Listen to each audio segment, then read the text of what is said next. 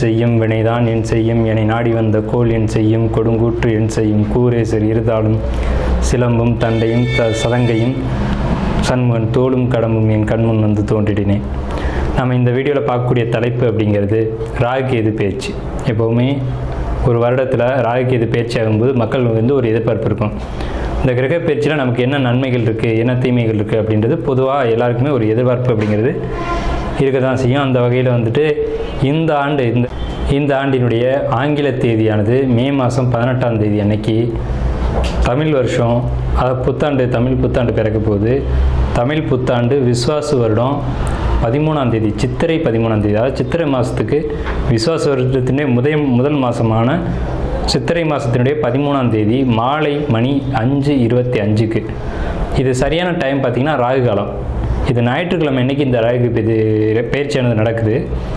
இந்த ஞாயிற்றுக்கிழமை 4 to 6 எப்போவுமே ராகு காலம் அப்படின்ற காலம் பஞ்சாங்கத்தில் குறிக்கப்பட்டிருக்கு. இந்த ராகு காலத்தில் தான் இந்த ராகு பகவான் பயிற்சி ஆகிறார். ராகு பகவான் எங்கேருந்து பயிற்சி ஆகிறாங்க அப்படின்னு பார்த்தீங்கன்னா மீனத்திலேருந்து கும்பத்துக்கு பயிற்சி ஆகிறாங்க, ஆன்டி கிளாக் வைஸ், அதை எதிர் சுற்று வழியாக. அதே சமயத்தில் கண்ணியில் இருக்கக்கூடிய கேது பகவான் சிம்மத்துக்கு பயிற்சி ஆகிறாங்க.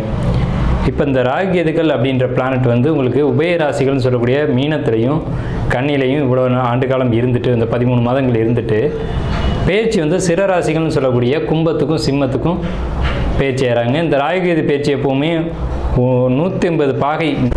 கன்னிராசியினுடைய முதல் பாகமானது உத்திர நட்சத்திரம் 2, 3, 4 பாதங்களை கொண்ட அமைப்பு. இந்த உத்திர நட்சத்திரத்துக்கு கன்னிராசிக்கு என்ன மாதிரியான ராகு கேது பயிற்சி பலன்கள் அப்படின்னு கேட்டிங்கன்னா சூப்பரான பலன்கள்ங்க. ஏன்னா இது சூரியனுடைய நட்சத்திரம். உங்களுக்கு வெளிநாடு பயணங்கள் இப்போதைக்கு உண்டு. புதிய தொழில்கள் இப்போதைக்கு வேண்டாம். பழமையான தொழில்களை டெவலப் பண்ணுறதுக்கான வாய்ப்பு வழிகள் இருந்தால் பாருங்கள். உத்தியோகம் தேடுறவங்களுக்கு உத்தியோகம் கிடைக்கும், வேலை வாய்ப்புகள் கிடைக்கும். வேலை வாய்ப்பில் ஒரு ப்ரொமோஷன், இன்க்ரிமெண்ட் அப்படிங்கிறது கண்டிப்பாக கிடைக்கும். வேலையில் முன்னேற்றங்கள் நிச்சயமாக இருக்குது. மன உளைச்சல்கள், தேவையற்ற மன உளைச்சல்கள் உங்களுக்கு ஏற்படக்கூடிய வாய்ப்புகள் உத்திர நட்சத்திரம் கன்னி ராசிக்கு உண்டு. வெளிநாடு போகிறதுக்கு முயற்சி பண்ணுங்கள். வெளிநாடு போகிறதுல தடைகள் இல்லை. தயவு செஞ்சு வெளிநாடு போக வாய்ப்பு கிடைச்சிது அப்படின்னா அதை பயன்படுத்திக்குவோம். உத்திர நட்சத்திரம் கன்னி ராசிக்காரங்க. ராகு கேது பயிற்சி பலன்கள் 2025. நாம் இப்போ பார்க்கக்கூடிய தலைப்பு அப்படிங்கிறது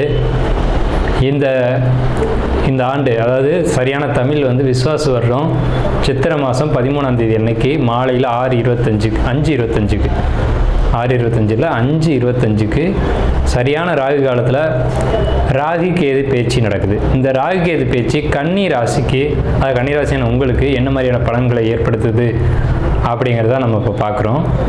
கன்னி ராசியை பொறுத்த வரைக்கும் இந்த ராசி அப்படிங்கிறது காலபுருஷ தத்துவத்தில் 6வது ராசி.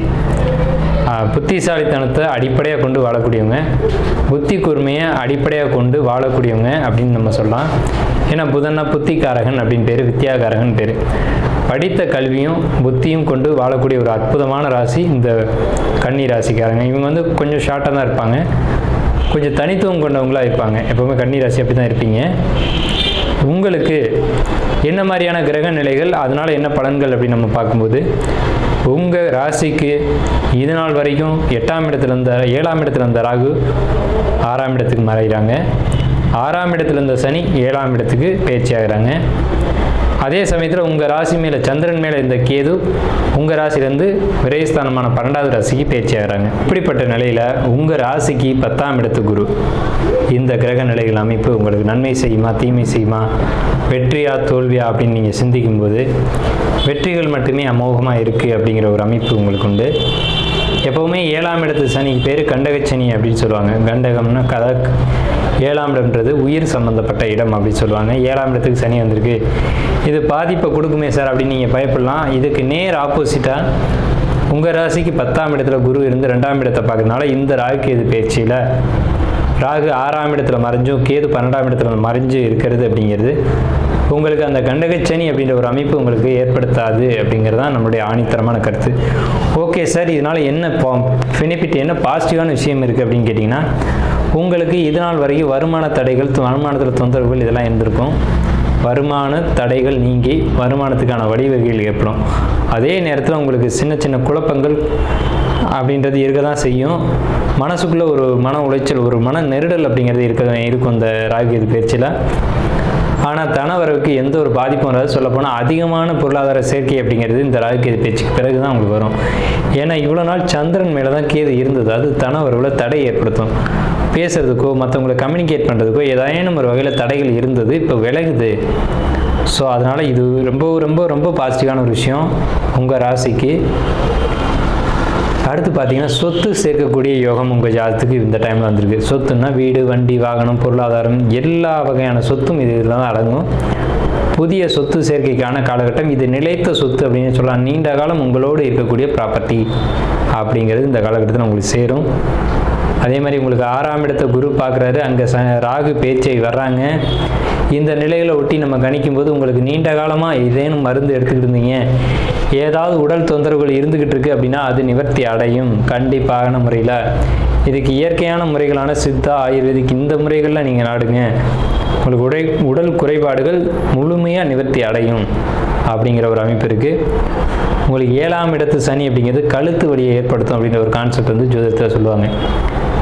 கழுத்து வலி ஏற்பட்டு சரியாகக்கூடிய ஒரு அமைப்பு இந்த ராகு கேது பேச்சில் உங்களுக்கு ஏற்படுத்தும். பொருளாதார தடைகள் சின்ன சின்ன தடைகள் மட்டும் கொடுக்கும், பெரிய அளவில் பாதிப்பை கொடுக்காது.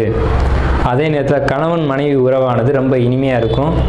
சில நேரங்களில் மட்டும் சங்கடங்களை ஏற்படுத்தக்கூடிய ஒரு அமைப்புகளை ஏற்படுத்தும் அப்படிங்கிற ஒரு அமைப்பு இருக்குது. அதை நீங்கள் விட்டு கொடுத்து போய் தான் சரி செய்யணும். கண்டிப்பான முறையில் பார்த்தீங்க அப்படின்னா கணவன் மனைவிக்குள்ளே பிரிவினைகள் அப்படிங்கிறது வராது. பிரிவினைகள் இருந்தால் கூட திரும்ப சேரக்கூடிய ஒரு அமைப்புகள் உண்டு. ஏன் இந்த கான்செப்ட் அப்படின்னு கேட்டிங்கன்னா குரு 2ஆம் வீட்டை பார்க்குறது. 2 தான் கணவன் மனைவி குடும்ப உறவு அப்படிங்கிறது.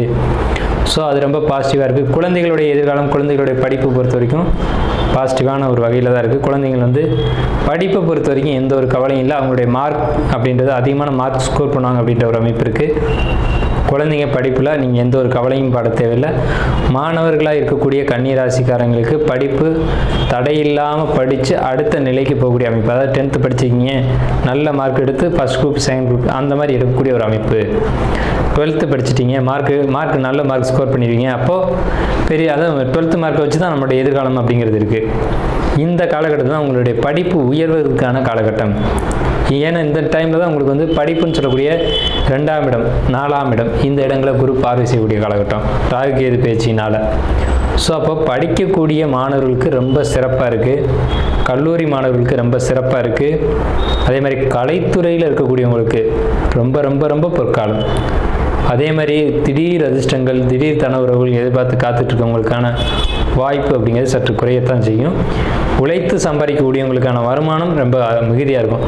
ஏன்னா குரு 2ஆம் இடத்தை பார்க்குறாங்க. குரு அப்படின்னாலே நேர்மையான வழியில் சம்பாதிக்கக்கூடிய ஒரு அமைப்பு.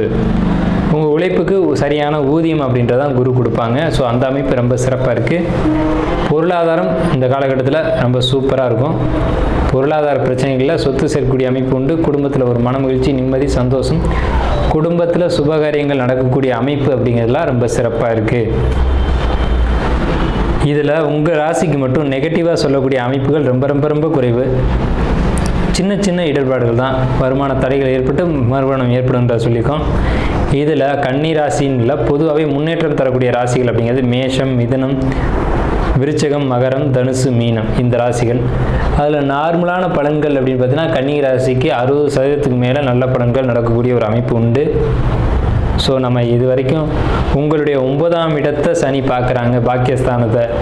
அப்போ முன்னோர்களுடைய சொத்து கிடைக்கும். முன்னோர்களுடைய சொத்து ஒரு வகையில் டாக்குமெண்ட்டாக வரும். அதை வந்து எதிர்காலத்தில் நீங்கள் வந்து யூஸ் பண்ணிக்கிற மாதிரியான ஒரு அமைப்பு அப்படிங்கிறது கிடைக்கும். ஸோ இதுதான் கன்னி ராசிக்கு உண்டான ராகு கேது பெயர்ச்சி பலன்கள்.